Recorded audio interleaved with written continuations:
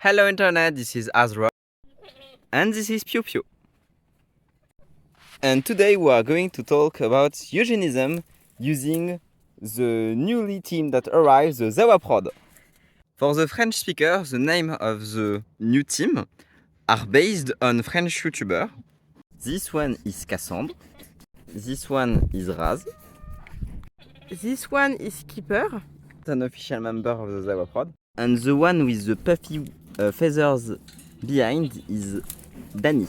If you are wondering why they are in a cage, it's because we just got them yesterday, so we want them to link the cage as a safe place before we let them out. And you might also ask, what is the link between a chicken called like YouTuber and eugenism? Well, there aren't any link between calling your chicken like YouTubers and eugenism. Living as we do, we enjoy a new kind of simple pleasure when the solar battery is entirely full. A good thing we charge the battery to the max because today it's raining chicken. But eugenism is fairly prominent in the way we treated our animals throughout our millennia of existence as a species. Take our dear goats for example. There are enough diversity between them, just the one we have, so that Suzy, for example, who is a raw goat, gets us less milk but which is much more charged in fat, and Titin, which gave us a lot of milk but with much less fat in it. That don't really care about goats, which I understand because you aren't with much of them. You have the same thing for cats and dogs, like this one. This dog that we got recently is a bastard. Our theory is that Stomy is a mix between a border collie and a cane corso. But Azrod, why are you talking about the genetics of the animal? Well, it's to explain our point of view on eugenism. When I was younger, I used to find that there was some part of use of eugenism that could make sense. For example, I could understand the benefits of having cows that will produce huge amount of meat or milk in a short span of time. Or even humans that alter their genetics when they are still embryo, so that they don't have certain specificity in their genus. For example, making this video, I learned about the term designer babies, which is kind of what it sounds like you design your baby. So let's talk a bit about pros and cons. The pros are kind of obvious. You want a certain genetic outcome, you can have it. Which means for the animal, we have selected things that we like, for example, fluffy fur or a certain color. And it's kind of the same for humans, but with genetic manipulation.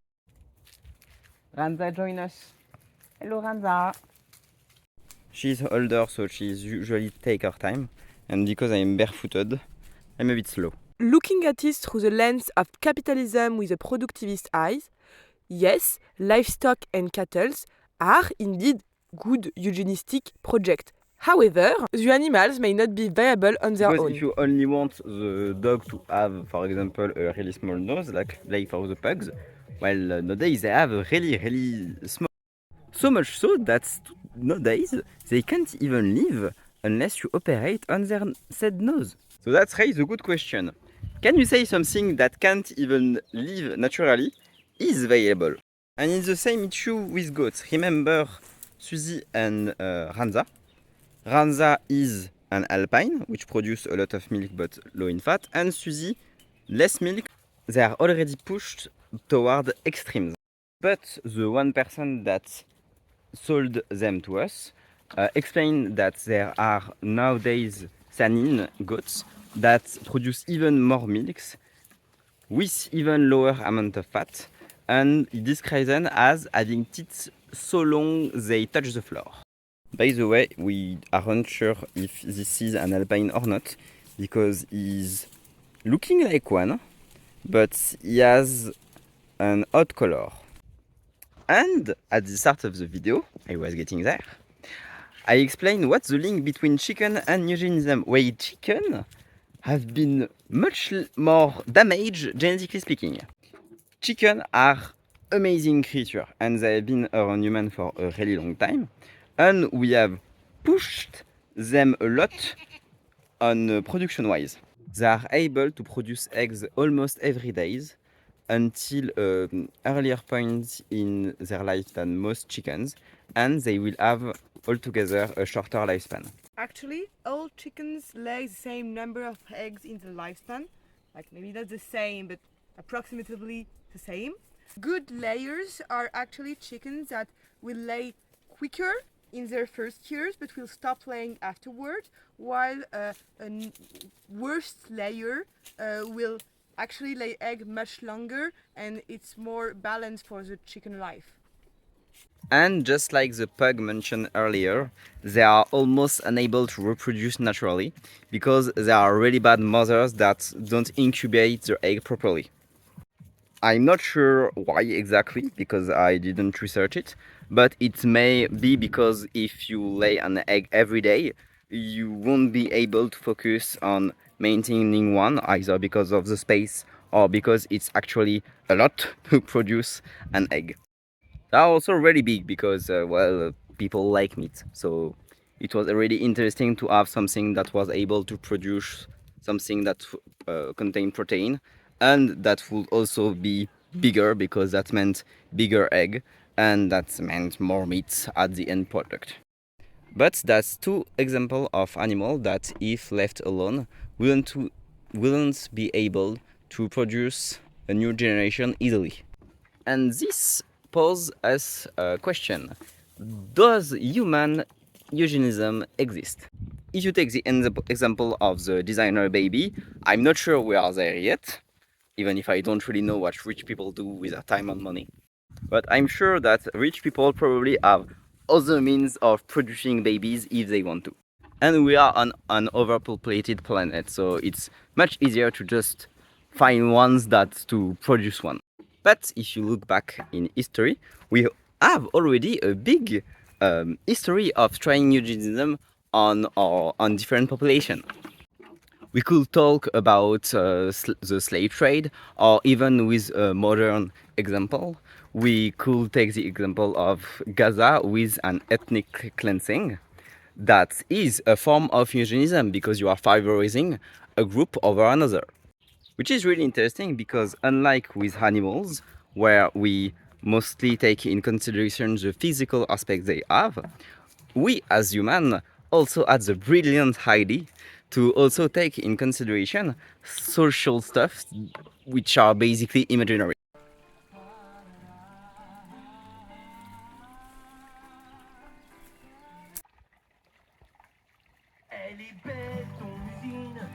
But the question remains, what do we do with the world filled with eugenicism and selection and stuff that aren't selected?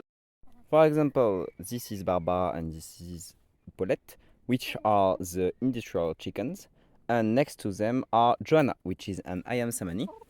And we learned that this species is absolutely amazing because it wasn't that much affected by human selection, meaning it's all around a well-rounded chicken. The size is good because she isn't too big or too little. She has wings that allow her to help her jump longer, higher, and even fly a bit. And she doesn't have that much feather on her leg. Unlike Cassandre that you can see here, who has a lot of feather on his legs.